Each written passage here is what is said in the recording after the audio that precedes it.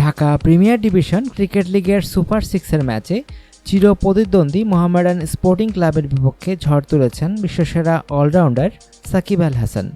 তার ঝড়ো ইনিংসেই পাহাড়সম ইনিংস গড়ে আবাহনী।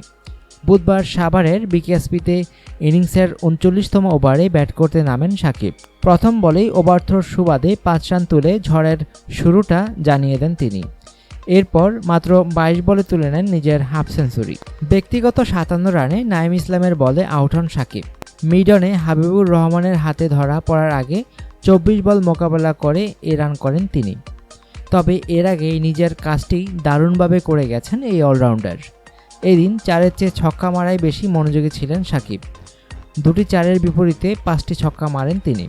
শেষ পর্যন্ত সাকিবের ঝড়ো হাফ সেঞ্চুরি এবং লিটন দাস ও দীনেশ কার্তিকের সেঞ্চুরিতে ভর করে ৩৭১ রানের বড় সংগ্রহ পায় আবাহনী। অনুগ্রহপূর্বক সংবাদটি শেয়ার করুন এবং খেলাধুলার সর্বশেষ খবর জানতে স্পোর্টস লাইট সাবস্ক্রাইব করে রাখুন। ধন্যবাদ।